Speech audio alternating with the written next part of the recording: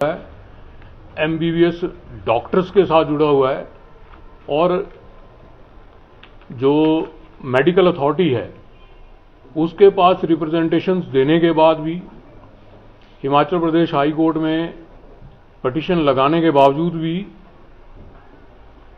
Medical association हो या फिर एएमआरयू, इन्होंने किसी ने भी कोई एक्शन नहीं लिया। गलत सर्टिफिकेट जो है वो इशू किया है। इस तरह के 150 बच्चे हैं जो हमने कहा आपको कि इस तरह के 150 बच्चे हैं, ये तो साफ प्रमाण है जो हमने खुद ढूंढा है। पिछली बार 12 बच्चों का प्रमाण दिया था, कोई एक्शन नहीं हुआ कि हम कोई एक्शन नहीं ले सकते।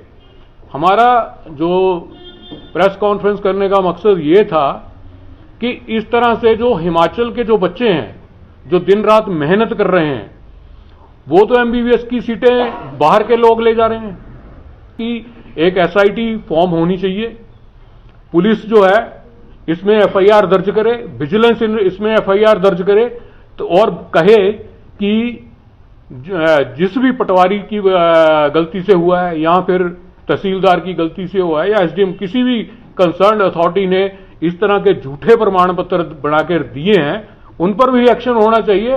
और जो 150 बच्चे जिन्होंने एडमिशन ले रखी है उनको निकाल कर जो बच्चे वाकई हिमाचली बोनाफाइडी हैं या डोमिसाइल जिनके पास है उनको एडमिशन मिलनी चाहिए।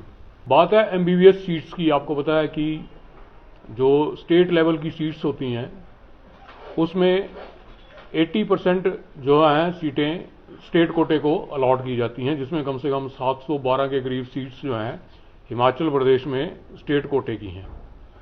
20% जो सीट्स होती हैं वो नेशनल लेवल पर होती हैं, नेशनल कोटे की। जो स्टेट कोटे की सीट्स हैं उसमें पहले एक प्रोविजन था कि जिन लोगों ने 4 क्लासेस यानी 5th, 8th, 10th और 12th इन 4 में से 2 हिमाचल में की होती थी वो स्टेट कोटे के लिए एलिजिबल होते थे। उसके बाद स्टेट गवर्नमेंट ने इस कंडीशन को हटा दिया और फ्री फॉर ऑल कर दिया। उसका फायदा क्या हुआ, जो बाहर के लोग थे उन्होंने उसका भरपूर फायदा उठाया। जैसे मान लीजिए कोई हिमाचल का रहने वाला है लेकिन वो हिमाचल को छोड़कर बाहर सेटल हो गया, पंजाब में हो गया, हरियाणा में हो गया, राजस्थान हो गया, यूपी, कहीं भी हिमाचल से बाहर वो सेटल हो गया है और वहां पे उन्होंने अपनी जमीनें खरीद ली हैं, फ्लैट्स खरीद ली हैं और उसके बेस पर उन्होंने डोमिसाइल बना लिया।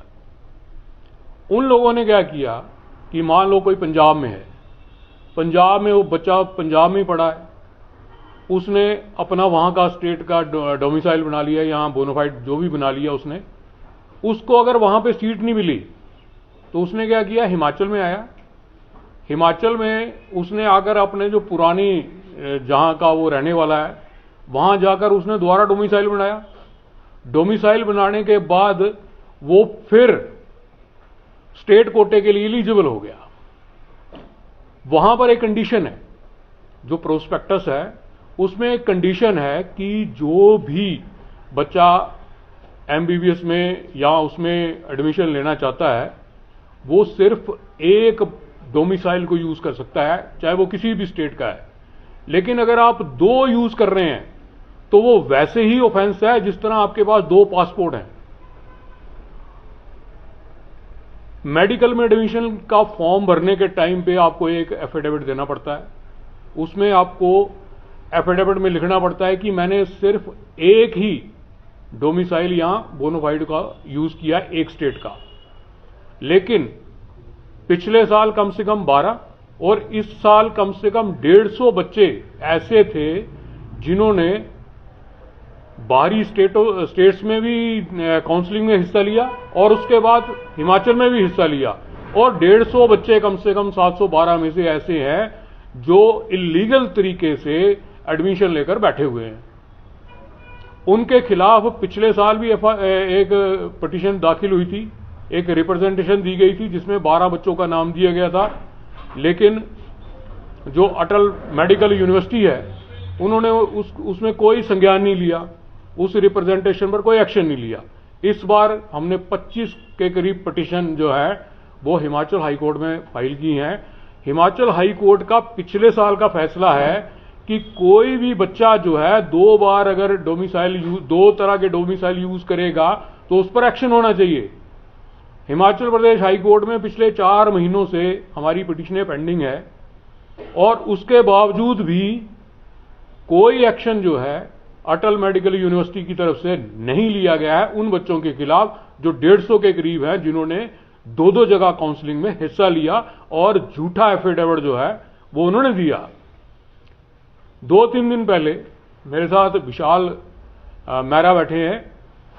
ये जो बच्चों की यूनियन है, जो बच्चे जिनको एडमिशन नहीं मिल पाई, उन 150 लोगों की वजह से जिन्होंने डबल क्रॉस करके 2 डोमिसाइल यूज करके उन्होंने काउंसलिंग करवाई है और हिमाचल प्रदेश में एडमिशनें ले रखी हैं, इन्होंने एक एसोसिएशन बना रखी है। इन्होंने अपनी तरफ से वेरिफिकेशन की, कम से कम 15 बच्चे जो हैं उनके 2 जगह उन्होंने जो एडमिशनों के लिए अप्लाई किया था।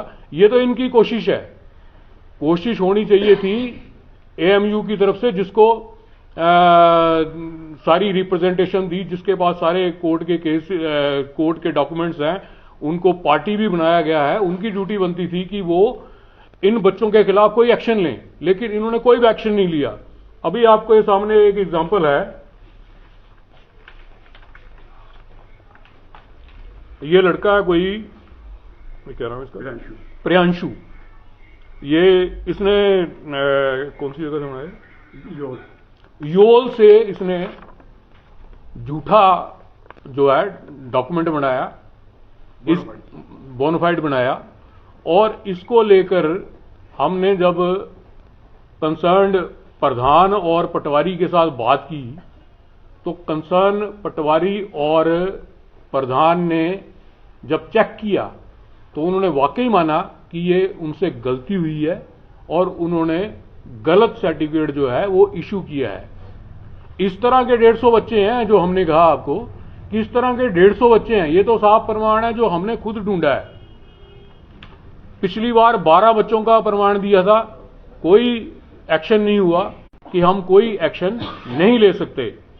हमारा जो प्रेस कॉन्फ्रेंस करने का मकसद ये था कि इस तरह से जो हिमाचल के जो बच्चे हैं, जो दिन रात मेहनत कर रहे हैं, वो तो एमबीबीएस की सीटें बाहर के लोग ले जा रहे हैं, क्योंकि अब जो बच्चे बाहर सेटल हो चुके हैं, जिन्होंने अपने आप को हिमाचली होना कहलाना बंद कर दिया है और उन्होंने बाहर के डोमिसाइल भी बना रखे हैं, बोनाफाइड भी बना रखे हैं, तो वो हिमाचल के साथ उनका कोई कंसर्न नहीं रहा, भले ही वो पैदा यहां हुए हों या उनके पेरेंट्स यहां पैदा हुए हों, लेकिन अब उनका हिमाचल के साथ कोई लेना देना नहीं है।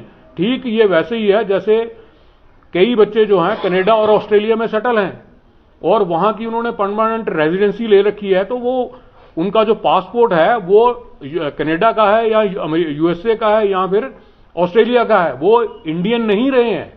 ठीक वैसे ही ये लोग हैं जो अब हिमाचली नहीं है, लेकिन उसके बावजूद इन्होंने 150 बच्चों की, जो हिमाचल के बच्चे हैं, उनकी सीटें इन लोगों ने खाई हैं।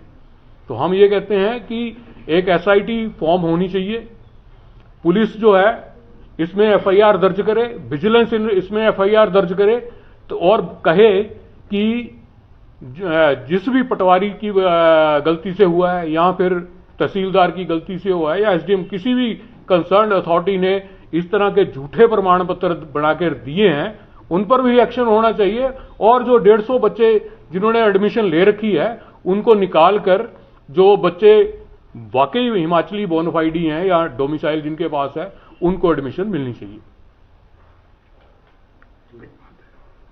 एक बात और रखना चाहते हैं, बोलिए। ये तो बात सर ने की वो है सिर्फ जो हिमाचल के जो बच्चे बाहर रह रहे हैं उनके बारे में।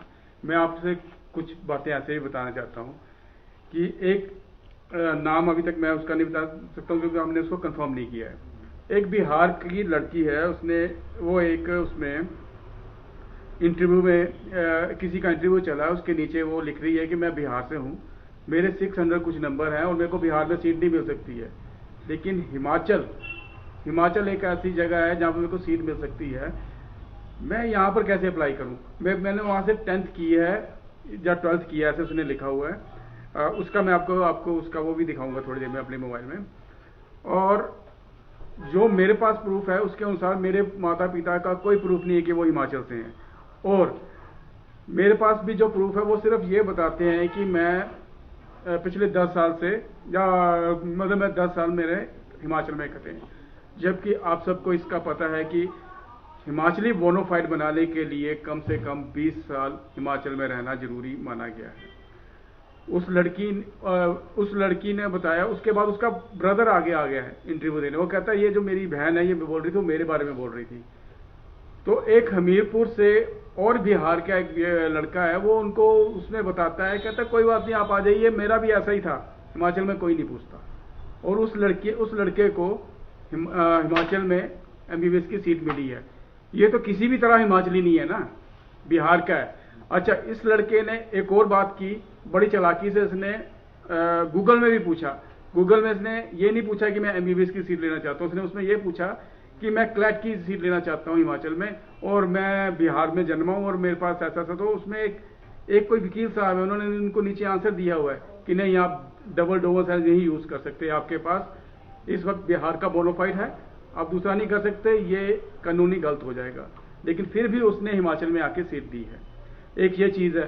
दूसरी चीज मैं आपके नजर में लाना चाहता हूं कि आप सब भी जानते होंगे कि बोनोफाइड जो बनता है वो पिता के आधार पे बनता है, माता के आधार पे नहीं बनता। तो यहां पर कई लोगों ने